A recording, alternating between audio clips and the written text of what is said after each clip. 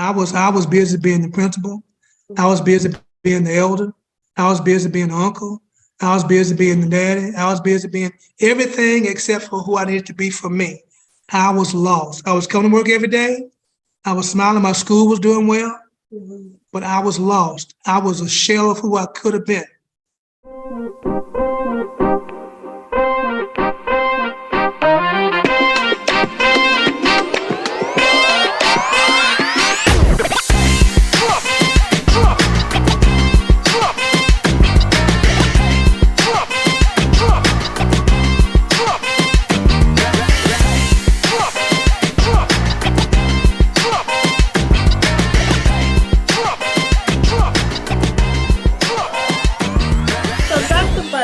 Tell us about yourself. Who are you and what do you do? Thank you, Tamala, again for this opportunity to talk with you. I am so excited. As mentioned, I'm Dr. Tyrone Burton. I am the CEO and founder of Passion-Driven Leadership.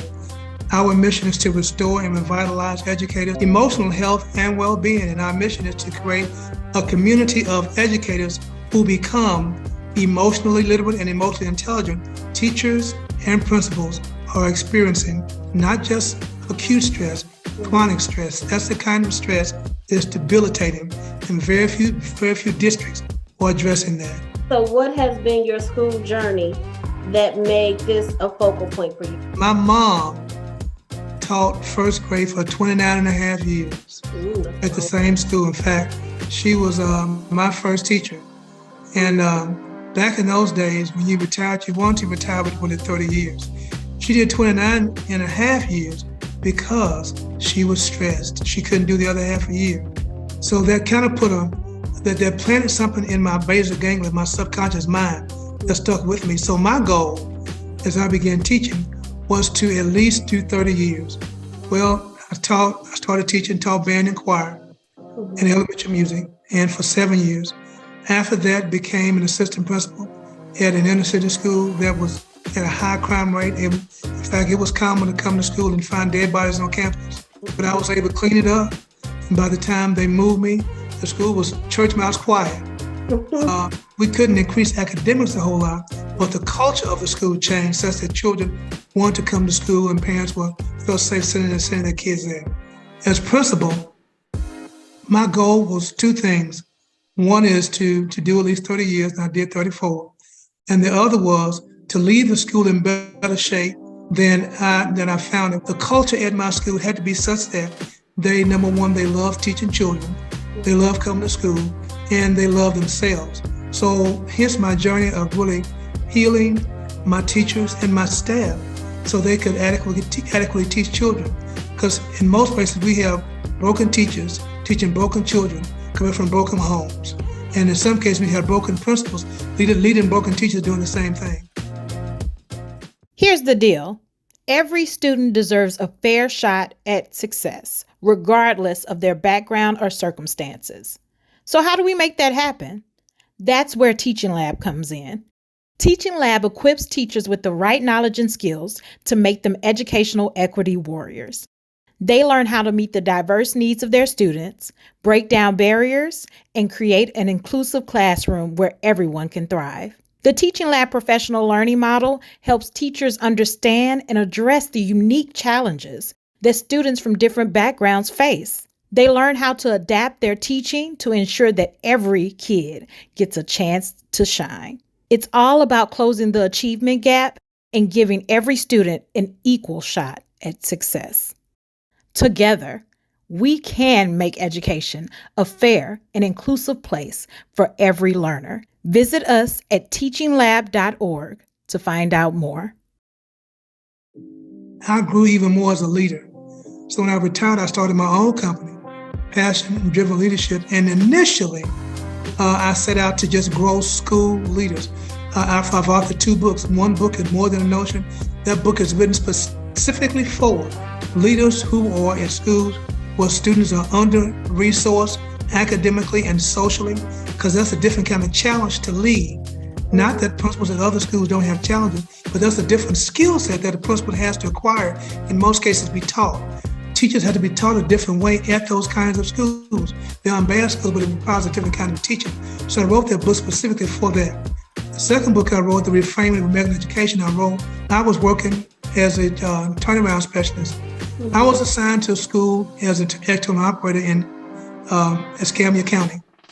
I won't name the school. I had 2 teachers come to school, had strokes on the job. Stress. Really? Simply stress. What does stress look like on a teacher? Physically, can't remember things, was a low eyebrow, no smiling, always fidgety, constantly agitated. Even if a kid didn't do something that caused him to be agitated, always agitated. Can't communicate really well with colleagues, can't communicate really well with parents. Loss of train of thought, as well as sometimes coming to school late or coming to work real early or staying real late. Both of those are extremes, but they're signs of chronic stress. Did you experience this stress yourself? In the movie called Get Out, there's a scene in there where he has what's called the sunken place. My journey came because I had my own sunken place. Mm-hmm. When I do training for principals, I show them me in assemblies with 300-400 parents, because every time we had an assembly, parents showed up. I mean, this was a Title I school, but 300-400 parents showed up every time. Mm-hmm. I showed them multiple pictures of me wearing various variations of a black suit. So when I was in my sunken place, I was coming to work, smiling, wearing a black suit, because I was in my sunken place. I was living with chronic stress. So my virtue was, the first couple of years I became very religious. Pious, became a church elder and our director, all holy, and not that those are bad things. You found the outlet. I swung the pendulum way the other way, trying to compensate. Well, then I swung the pendulum the other way. My wife, who I've been married to for over 30 years, we separated. Stayed separated for about 5 years. I had a son who was on drugs, became incarcerated. A son who was in college, flunking out at our expense. Now the good news is, the son that was got incarcerated, that was on drugs, is doing well now, has his own business, has a thriving family. Son who was in college, dropped out, is now a teacher. Oh, amen. Doing great things. My wife and I are back together. In fact, we just celebrated 38 years. It took me 2 years to find Tyrone. I was busy being the principal. I was busy being the elder. I was busy being the uncle. I was busy being the daddy. I was busy being everything except for who I needed to be for me. I was lost. I was coming to work every day. I was smiling. My school was doing well, but I was lost. I was a shell of who I could have been. It took me 2 years to find myself. Now, not that we got back together after 2 years. It just took me 2 years to find me. You shared that 25 to 50% of teachers and principals are considering leaving their jobs within the next year. And then also what you shared is that nearly half of those teachers who identify as Black or African American report that they are likely to leave their job too. Is there a stress on African American teachers that looks different or feels different or is different? Let me share with you what the research actually says. The research says that all teachers experience task-related stress, environmental stress, and work stress. So all teachers get that.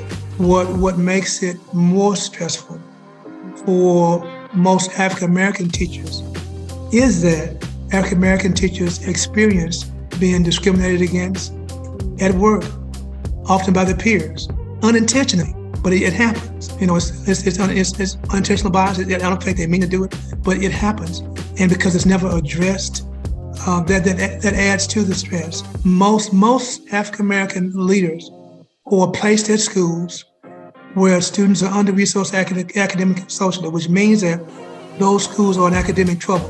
But yet, we have to, I'm not saying that that's a bad thing, but we have the added pressure of growing those students and growing those teachers such that when assessment time comes around, they do well on those assessments. We have to work 2 or 3 times as hard to get the same things done.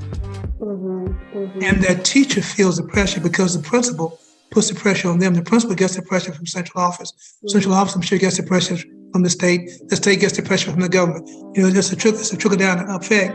So it's imperative that our teachers, I say our teachers who work in schools, who deal with students who are under-resourced academically and socially, show kids love first. When they care first, then they can teach the child. But if a teacher does not care or love his or herself, it makes it really hard for them to love and care for a child. So what is the switch in professional learning that you provide that gives the focus on like the teacher's emotional health and well-being? The first thing I do is, in my training, I let them know that the training has nothing to do with instructional strategies, nothing to do about anything with books. This training is strictly about providing help and support for them.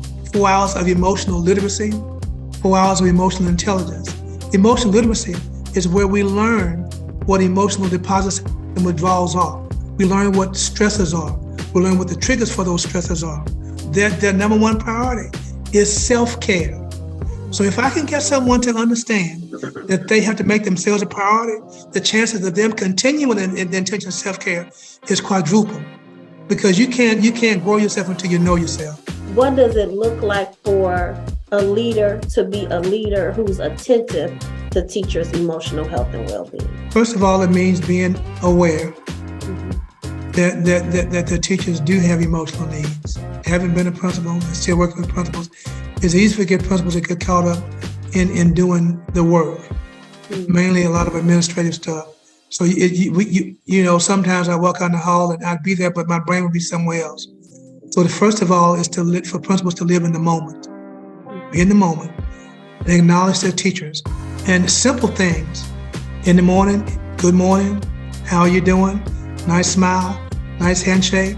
That means that when you have things that happen in your family, I went to funerals, I went to weddings, I went to bar mitzvahs, I went to hope, just being involved in them, caring about them as a person, not as a teacher, caring about them as a person first. Culture, eat strategy for breakfast every day. So you have to do those things that enhance the school culture. It can't be a one-off thing. It can't be done every now and then. It can't be just for Teacher Appreciation Week. It can't be. It had to be something that they intentionally do every day. Be in rooms giving help and support to teachers every day. You may not get to every classroom every day, but you should have a list of teachers that you go in. So when you get into your folk every day, just for help and support. How you doing? I'm here. What can I do to help you? And the teacher may not have anything that she needs help with, but the fact that they're there asking for help means a whole lot in terms of loosening her stress and building trust between the teacher and the principal. Why is this important? Why is it important for us to pay attention to teacher stress in the classroom, specifically that of African American teachers? Why is this important? Parents can no longer tolerate have and have not schools. Because have and have not schools results in have and have not communities. We live in a country that is, pronouncedly have and have nots. I get it. That's just the way it is. If we don't do right by ourselves, our communities will die.